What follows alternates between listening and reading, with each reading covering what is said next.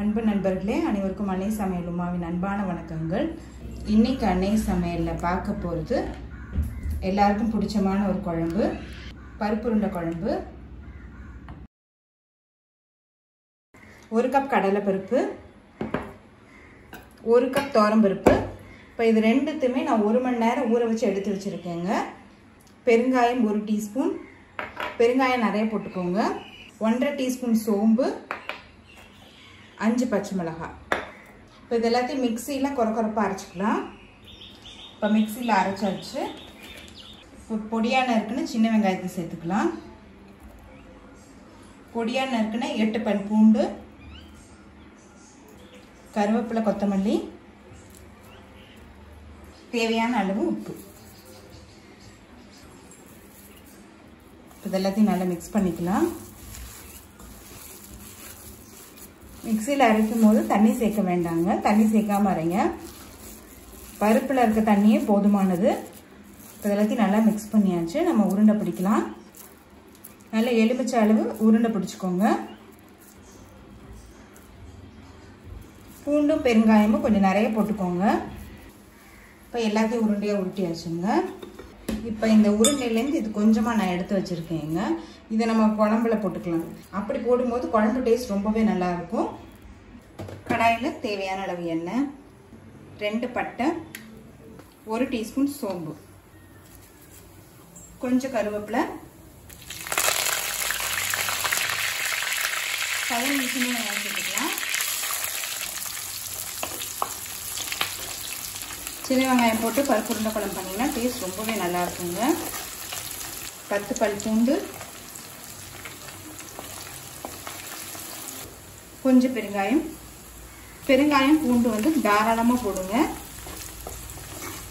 சின்ன வெங்காயம் வதங்கிடுச்சுங்க. தக்காளி சேர்த்துக்கலாம். 1 தக்காளி,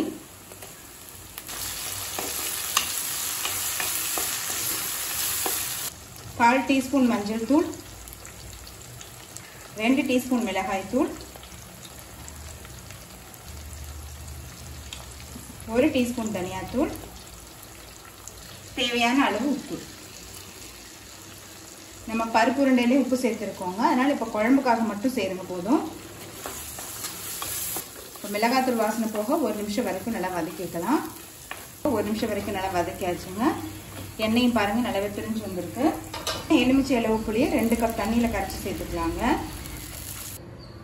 இப்போ புளி சேர்த்துட்டு நல்லா கொதிக்கட்டும். இப்போ புளி சேர்த்துட்டு கொதிக்க ஆரம்பிச்சிருச்சுங்க.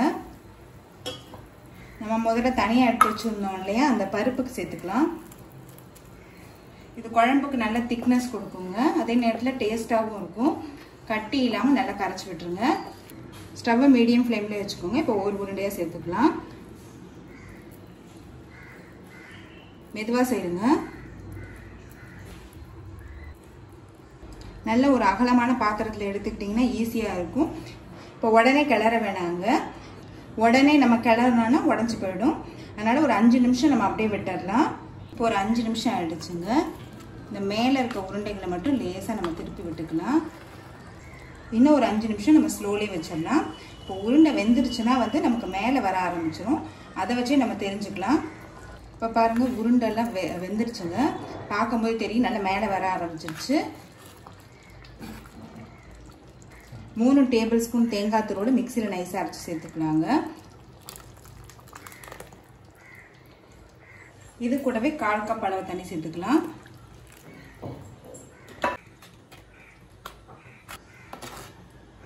நல்லா மிக்ஸ் பண்ணி விட்டுருங்க. இப்போ தேங்காய் சேர்த்துட்டு ஒரு 2 நிமிஷம் ஸ்லோவில் இருந்தால் போதுங்க.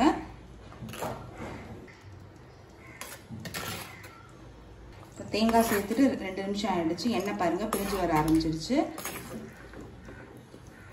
உருண்டை பாருங்க நமக்கு உடையவே இல்லை, அதே மாதிரியே இருக்கு, கரையவும் இல்லை.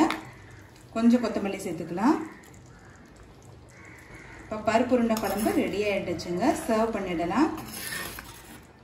சுவையான பருப்பு உருண்டை குழம்பு ரெடி ஆகிடுச்சு. ரெசிபியை ட்ரை பண்ணி பாருங்கள், கண்டிப்பாக உங்களுக்கு பிடிக்கும். ரெசிபி பிடிச்சிருந்ததுன்னா வீடியோவை லைக் பண்ணுங்கள், கமெண்ட் பண்ணுங்கள், ஷேர் பண்ணுங்கள். இது வரைக்கும் அன்னை சமையல் சேனலை சப்ஸ்கிரைப் பண்ணாதவங்க மறக்காமல் சப்ஸ்கிரைப் பண்ணுங்கள். தேங்க்யூ.